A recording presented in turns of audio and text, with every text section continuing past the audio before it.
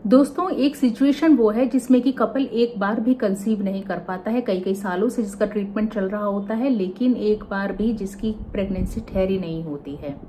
और दूसरी सिचुएशन वो है जिसमें कि कपल इजीली कंसीव तो कर लेता है, लेकिन प्रेगनेंसी लंबे टाइम तक नहीं ठहर पाती है, टाइम रहते ही जिसका एबॉर्शन हो जाता है।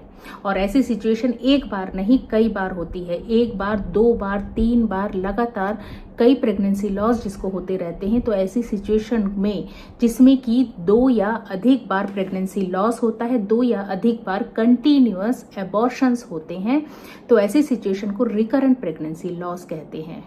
फीमेल इतनी पेनफुल सिचुएशन झेलती है जिसमें कि बार बार एबॉर्शन उसको झेलना पड़ जाता है, बार बार एबॉर्शन वाली सिचुएशन आ जाती है, और जो कि बहुत ज़्यादा पेनफुल हो जाता है, उसके लिए एक मेंटल ट्रॉमा जैसी सिचुएशन खड़ी हो जाती है। यहाँ तक कि फीमेल्स जो है ऐसी सिचुएशन में एक गिल्ट पैदा कर लेती हैं अपने अंदर एक गिल्ट पाल लेती हैं। उन्हें लगता है कि ये सब जो भी हो रहा है उनके कारण हो रहा है, जबकि कारण इसके पीछे के कुछ और है। तो ज़रूरी है उन कारणों को जानना, ज़रूरी है उनका इलाज कराना। तो चलिए जानते हैं आखिर रिकरेंट प्रेगनेंसी लॉस के मुख्य कारण कौन कौन से हैं।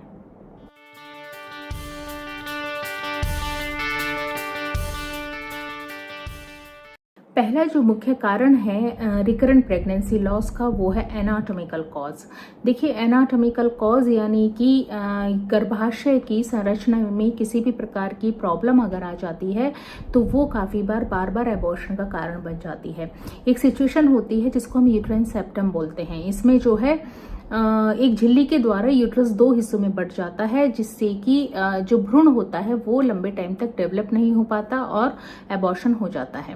इसके अलावा अगर प्रीवियसली कोई सर्जरी हुई है फीमेल के यूट्रस में तो भी काफ़ी बार स्कार टिश्यू रह जाते हैं, तो वो काफ़ी बार एबॉर्शन का कारण बन जाते हैं। इसके अलावा फाइब्रॉइड जिसको हम रसौली बोलते हैं, पॉलिप हो गया, तो ये भी काफ़ी बार जो फीटस है उसको डेवलप नहीं होने देता और बार बार एबॉर्शन का कारण बन जाता है। इसके अलावा एक और सिचुएशन होती है जिसको हम सर्वाइकल इनकॉम्पिटेंस बोलते हैं या सर्वाइकल शॉर्टनेस भी बोल सकते हैं, जिसमें जो सर्विक्स होता है, जो यूट्रस का सबसे निचला हिस्सा होता है, जिसको जो कहना चाहिए कि बच्चेदानी का मुंह जिसको हम बोलते हैं, वो काफ़ी बार इनकॉम्पिटेंट होता है लंबे टाइम तक प्रेगनेंसी को कंटिन्यू रखने के लिए। ये इस तरह के एबॉर्शन अक्सर सेकंड ट्राइमेस्टर में देखने को मिलते हैं, और इसमें जो है जो सर्विक्स है, सर्विक्स के छोटे होने के कारण जो है गर्भाशय में वो गर्भ जो है प्रॉपरली ठहर नहीं पाता है और गर्भपात हो जाता है, या काफ़ी बार सर्विक्स का जो मुंह है वो खुला रह जाता है, जिससे कि बहुत इजीली एबॉर्शन के चांसेस हो जाते हैं। तो सर्कुलेज बोलते हैं, एक ऑपरेशन किया जाता है, छोटा सा माइनस ऑपरेशन होता है, तो उसके द्वारा जो बच्चेदानी का मुंह है उसको बंद कर दिया जाता है, जिससे कि सिचुएशन से बचा जा सकता है।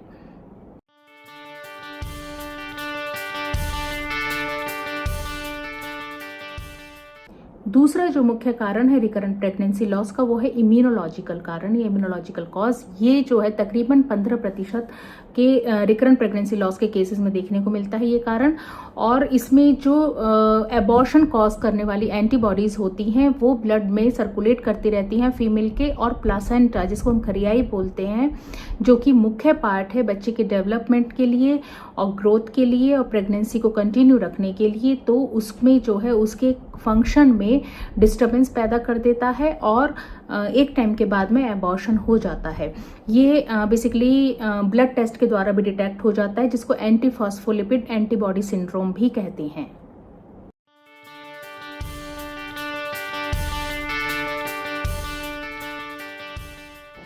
तीसरी जो सिचुएशन है या कारण है रिकरेंट प्रेगनेंसी लॉस का, वो है ब्लड क्लॉटिंग डिसऑर्डर। इस तरह के डिसऑर्डर में हम कंसिडर करते हैं मेनली थ्रोम्बोफीलिया को। थ्रोम्बोफीलिया एक इनहेरिटेड बीमारी है, एक इनहेरिटेड डिसऑर्डर है, जिसमें कि क्लॉट जो है बहुत जल्दी होने लगता है, ब्लड क्लॉटिंग बहुत जल्दी होने लगती है ब्लड वेसल में। तो ये जो है लंबे टाइम तक प्रेगनेंसी कंटिन्यू नहीं रह पाती है। तो इस तरह की प्रेगनेंसी लॉस अक्सर फर्स्ट ट्राइमेस्टर के एंड में या सेकेंड ट्राइमेस्टर में देखने को मिलते हैं, और ये जो है इजीली ब्लड टेस्ट के द्वारा भी डिटेक्ट हो जाता है। तो अगर टाइम रहते इस तरह की सिचुएशन का पता चल जाए तो प्रेगनेंसी लॉस को अवॉइड किया जा सकता है इलाज के द्वारा।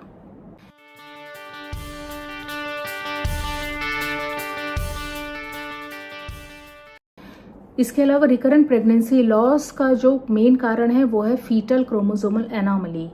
ये जो है अक्सर फीटस में किसी भी तरह का क्रोमोसोमल डिफेक्ट अगर हो जाता है तो ऐसे में एबॉर्शन जैसी कंडीशन आ जाती है और इसको एक तरह से रैंडम मिसकैरेज की संज्ञा भी दी जाती है कि फीमेल मदर को पता ही नहीं चलता कि अचानक से बच्चे का घूमना बंद हो गया और या अचानक से एबॉर्शन हो गया। अक्सर मदर्स कहती भी हैं कि मैंने तो 2 दिन पहले अल्ट्रासाउंड कराया था, अल्ट्रासाउंड में सब चीज़ें ठीक थी, लेकिन फिर 2 दिन बाद पता चलता है कि बच्चा अचानक से घूमना बंद हो गया, धड़कन उसकी बंद हो गई और वो गर्भ में ही डेड हो चुका है। तो ये अक्सर क्रोमोसोमल डिफेक्ट के कारण देखने को मिलता है। ये ऐसा नहीं है कि खाली फीटस में ही क्रोमोसोमल एबनॉर्मलिटी, काफ़ी बार दोनों पेरेंट में किसी एक को, मदर को भी क्रोमोसोमल डिफेक्ट हो सकता है या काफ़ी बार फादर को क्रोमोसोमल डिफेक्ट हो जाता है, जिसकी वजह से जो डिस्टर्ब क्रोमोसोम है वो आगे फीटस में कैरी हो जाते हैं और इस तरह की प्रॉब्लम आ जाती है। तो ऐसे सिचुएशन में कंसीव करने से पहले ही कुछ ब्लड टेस्ट होते हैं वो कराए जाते हैं और इसके अलावा अगर फीमेल कंसीव कर जाती है और कंसीव करने के बाद में भी इस तरह के डिफेक्ट जानने के लिए, फीटल एनोमलीज जानने के लिए कुछ टेस्ट होते हैं, काफ़ी बार वो इग्नोर कर दिए जाते हैं या नहीं कराए जाते हैं। तो ऐसी सिचुएशन में किसी तरह का क्रोमोसोमल डिफेक्ट फीटस में है वो पता नहीं चल पाता है। तो इसलिए इन्वेस्टिगेशन अपने प्रॉपर कराते रहिए, जिससे कि एक आइडिया रहे कि किसी तरह की ऐसी कोई प्रॉब्लम है तो नहीं, और अगर ऐसी कोई प्रॉब्लम है भी तो आयुर्वेद में उसका बहुत ही सक्सेसफुल इलाज भी है। तो इसलिए इस चीज़ को नज़रअंदाज बिल्कुल ना करें।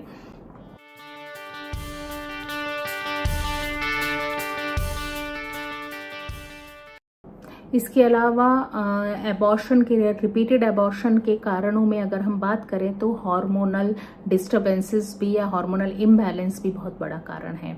जैसे कि थायराइड डिसफंक्शन है, उसमें एबॉर्शन बार बार देखने को मिल जाता है। ये किसी भी तरह का थायराइड की किसी भी तरह की अपना हाइपरथायराइडिज्म या हाइपोथायराइडिज्म है, तो दोनों ही सिचुएशन का प्रॉपर टाइम रहते ही इलाज करवा लिया जाए तो बेहतर है। इसके अलावा अगर हम बात करें तो पीसीओएस में भी इस तरह के एबॉर्शन की कंडीशन देखने को मिल जाती है। साथ ही प्रोलैक्टिन जो हार्मोन होता है, जो पिट्यूटरी द्वारा सीक्रीट होता है, उसके या तो बड़े रहने पे या बॉडी में कम रहने पर भी ऐसी सिचुएशन खड़ी हो जाती है।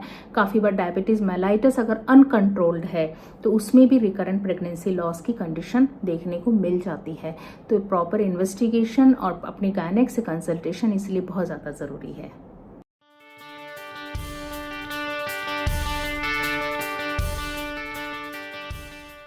इन सब के अलावा अगर मैं बात करूं रिकरेंट प्रेगनेंसी लॉस के कारणों की, तो मैं इन्फेक्शियस कॉज या इन्फेक्शियस कारण को भी मेन जगह देती हूं, क्योंकि मेरा अपना मानना है कि अगर टॉर्च इन्फेक्शन अगर फीमेल में है तो वो भी एक मेजर रोल प्ले करता है एबॉर्शन का।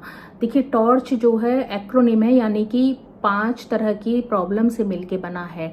जैसे कि अगर टॉर्च में टी स्टैंड करता है टॉक्सोप्लाज्मोसिस को, ओ स्टैंड करता है अदर इन्फेक्शंस, जैसे कि आपका HIV हो गया, सिफिलिस हो गया या चिकन पॉक्स हो गया। तो इस तरह का इन्फेक्शन अगर मदर में है तो वो भी रिकरेंट प्रेगनेंसी लॉस का कारण हो जाता है।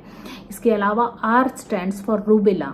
रूबेला भी एक इन्फेक्शन है जिससे ये प्रॉब्लम हो जाती है।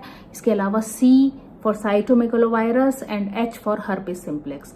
तो ये 5 तरह के इन्फेक्शंस हैं, या ये कहें अदर्स में और भी इन्फेक्शंस आ जाते हैं। तो इस तरह के इन्फेक्शन जो है बहुत बड़ा कारण हो जाता है एबॉर्शन का, और ये अक्सर देखने को मिलते हैं काफ़ी बार 20 हफ्ते के अराउंड या 20 हफ्ते के बाद भी इस तरह के एबॉर्शंस देखने को मिल जाते हैं। तो और ऐसी सिचुएशन में ऐसा नहीं है कि एबॉर्शन ही होते हैं, काफ़ी बार प्रीमैच्योर डिलीवरी भी हो जाती है, फीटस का ग्रोथ रिटार्डेशन भी हो जाता है या फीटस का प्रॉपरली ग्रोथ नहीं हो पाती है। यहाँ तक कि डिलीवरी के टाइम पर भी काफ़ी बार बच्चे की मृत्यु हो जाती है। तो ऐसे में इस तरह के कारणों को भी ज़रूर ध्यान में रखना ज़रूरी है।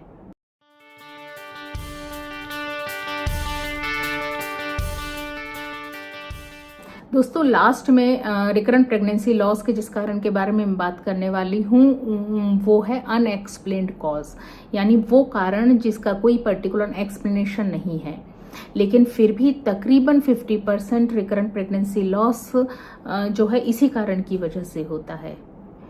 तो आपने देखा कि इतने सारे कारणों में, इतने सारी वजहों में अगर आपने कोई भी एक वजह आपकी रिकरेंट प्रेगनेंसी लॉस के लिए रिस्पॉन्सिबल है तो प्लीज़ इलाज कराए बिना आगे की प्रेगनेंसी प्लान बिल्कुल ना करें। क्योंकि ये माना जाता है कि अगर आप 2 एबॉर्शन लगातार झेल चुकी हैं तो तीसरे एबॉर्शन में चांस बिल्कुल ना लें। उससे पहले ही अपने गायनेक से कंसल्ट कर लें और प्रॉपर इलाज के द्वारा ही आगे की सक्सेसिव प्रेगनेंसी के लिए प्लान करें। देखिए, चाहे कारण अनएक्सप्लेन्ड ही क्यों ना हो, आयुर्वेद में रिकरेंट प्रेगनेंसी लॉस की चिकित्सा बखूबी दी गई है। तो इसलिए अगर आपको लगता है कि आप हर तरह से हार गई हैं इलाज कराते कराते, तो एक बार आयुर्वेद के द्वारा भी अपना इलाज करा के देखें, क्योंकि उसमें इसका बड़ा ही सक्सेसफुली ट्रीटमेंट संभव है और आपकी आगे की सक्सेसिव प्रेगनेंसी के लिए काफ़ी हेल्पफुल रहने वाला है।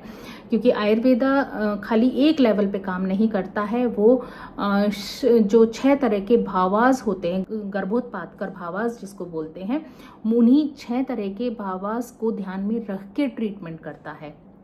तो इसलिए आप जो है लापरवाही किए बिना एक टाइम रहते अपने गायनेक से कंसल्ट कर लें, अपने कारणों को जानें, प्रॉपर इलाज लें और तभी आगे की प्रेगनेंसी प्लान करें। तो चलिए आज के लिए इतना ही। अगर आपको वीडियो कहीं ना कहीं यूज़फुल लगा है, पसंद आया है, तो अपनों के साथ शेयर कर लीजिए, लाइक कर लीजिए और अगर किसी तरह का कोई डाउट है तो आप कमेंट कर लीजिए। तो चलिए मिलते हैं हम नेक्स्ट वीडियो में। तब तक के लिए stay healthy, stay happy, take care, bye bye.